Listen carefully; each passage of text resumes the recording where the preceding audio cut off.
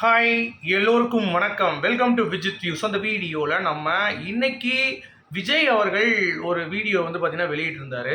So அதை பற்றி நம்ம கண்டிப்பாக டிஸ்கஸ் பண்ண போகிறோம். ஸோ அந்த வீடியோ வெளியே வந்த பிறகு அவருக்கு ஆதரவலைகளும் வந்து பார்த்தீங்கன்னா கிடைக்குது, எதிர்ப்பலைகளும் நிறையா வந்து பார்த்தீங்கன்னா இருக்குது அப்படிங்கிறது தான். ஸோ விஜய் வந்து அடுத்து கைது செய்யப்படுவார், அவர் தான் A1 குற்றவாளி அப்படின்ற மாதிரிலாம் வந்து தகவல்கள் வந்து வெளியே வருது.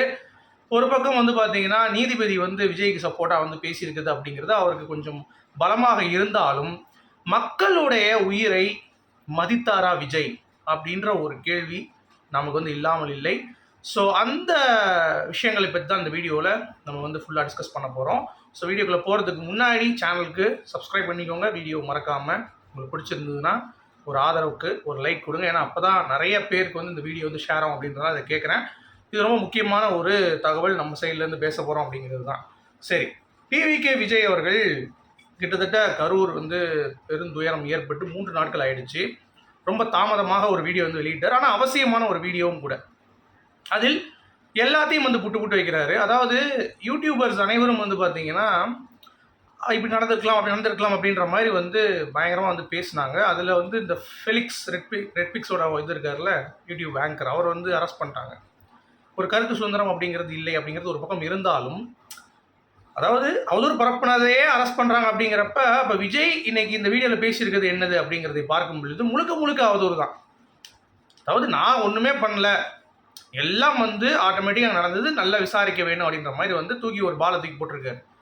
ஸோ அது வந்து பார்த்தீங்கன்னா வதந்தி தான் தமிழக அரசு. அப்போ விஜய் நீங்கள் கைது பண்ணுவீங்களா? அவரும் வந்து சவால் விட்டுருக்காரு, என்னை வந்து தொடுங்க, என்கிட்ட வாங்க, எதுக்கு என்னுடைய தொண்டர்களையும் என்னுடைய ரசிகர்களுக்கு மேலே கை வைக்கிறீங்க, அந்த மாதிரிலாம் பண்ணாதீங்க, இதனால் உங்களுக்கு பிரச்சனைனா சிஎம் சார் ஆகிட்டார், இப்போ அங்கிள்லேருந்து சார் ஆகிட்டார் அப்படிங்கிறது பார்க்க முடியும். சரி, இதெல்லாம் ஓகே. விஜய் அவர்களே, நீங்கள் பண்ண தப்புக்கு ஏன் அதில் மன்னிப்பு கோரவில்லை? மக்களுடைய உயிர் என்ன மயிருக்கு சமம் நினைச்சிங்களா அப்படிங்கிறது தான் என்னுடைய ஒரு கோபமான ஒரு கேள்வி நீங்கள் வச்சுக்கோங்களேன். ஏன்னா எனக்கு விஜய் அவர்களை வந்து பர்சனலாக அரசியலுக்கு வரும் பொழுது ஒரு மாற்றாகத்தான் நான் பார்ப்போம். டிஎம்கேக்கு அதிமுகவுக்கு, ஏன்னா எல்லாம் கொள்ளையடிச்சிட்டு இருக்காங்க, இங்கே வந்தால் நல்லது நடக்கும் அப்படின்ற மாதிரி இருக்கும். உங்களுக்கு பேசிக்காக மக்களுடைய உயிர் மேலே ஒரு அக்கறை இருக்கா அப்படிங்கிறது தெரில. நீங்கள் செய்த தவறை எப்போ ஒத்துக்கொள்ள போகிறீங்க?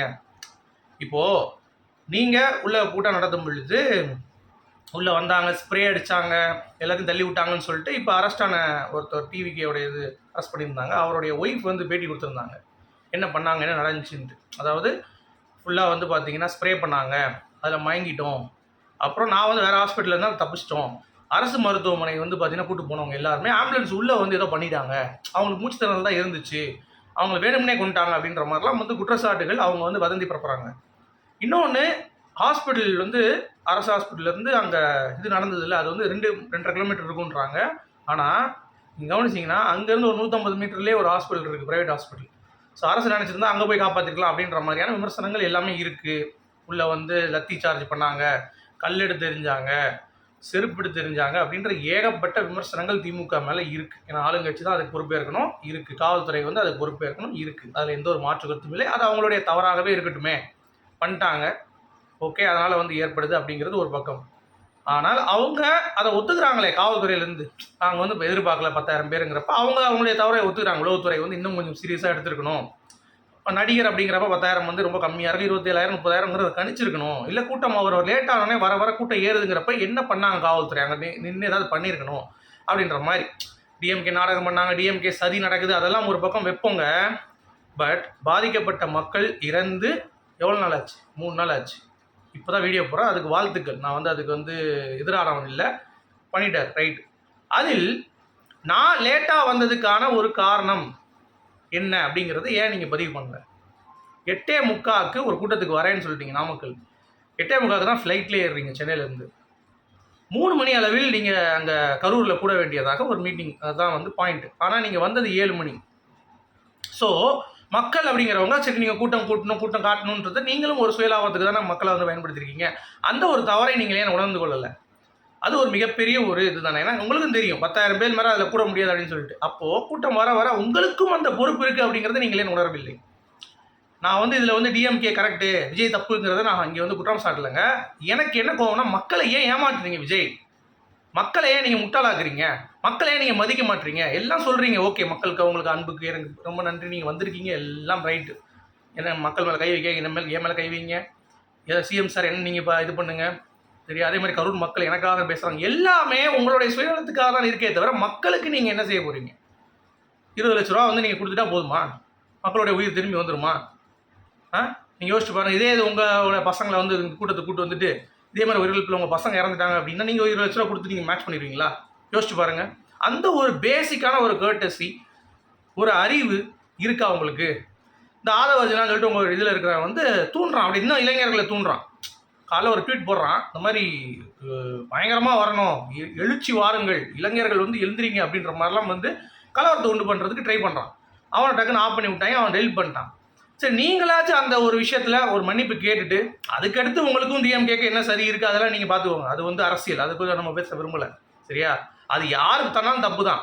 அந்த இடத்துல நிஜமாவே கலவரம் வந்து டிஎம்கே பண்ணியிருந்தாங்க, ரவுடியை விட்டு அராஜகம் பண்ணியிருந்தாங்கன்னா டிஎம்கேவும் வந்து அதற்கு ஆளும் அரசும் பதில் சொல்ல வேண்டும். அந்த கட்டாயத்தில் அவங்க இருக்காங்க, அவங்க வந்து பேசணும், அதில் எந்த ஒரு மாற்று கருத்தும் இல்லை. ஆனால் நீங்கள் மக்களை ஒரு மண்ணா கூட மதிக்காமல் நீங்கள் பண்ண அந்த தவறை மக்களிடம் ஒத்துக்கொள்ளாமல் எங்களுக்காக கூடின அந்த மக்களுக்கு ரொம்ப நன்றி, என்னால் தான் இவ்வளோ இது ஆயிடுச்சு, எனக்கு வந்து அந்த குற்ற உணர்ச்சி இருக்குது, என்னை மன்னிச்சிருங்க, அடுத்த தடவை நான் நேரம் வந்து காப்பாற்றி நீங்களும் வந்து பார்த்தீங்கன்னா அது ரொம்ப ஃபோர்ஸாக வந்து வராதிங்க, எல்லா பிள்ளைங்களும் வந்து வீட்டில் விட்டுருங்க, சின்ன பிள்ளைங்களெல்லாம் வயதானவங்களே கூட்டு வராதிங்க, ஒரு நெறியை கடைபிடிங்கள், அங்கங்கே ஏறி நிற்காதீங்க, ஒரு பாயிண்ட் ஆஃப் வியூவில் எல்லாத்துக்கும் உதவுங்கள், எல்லாத்துக்கும் வந்து நீங்கள் பார்த்துக்கணும் அப்படின்ற மாதிரி ரசிகர்களை நல்வழிப்படுத்துதல் அப்படின்ற அந்த ஒரு பாயிண்ட் ஆஃப் வியூவை நீங்கள் ஏன் பண்ண மாட்டீங்க? அந்த வீடியோ நீங்கள் ஏன் எஜுகேட் பண்ணல?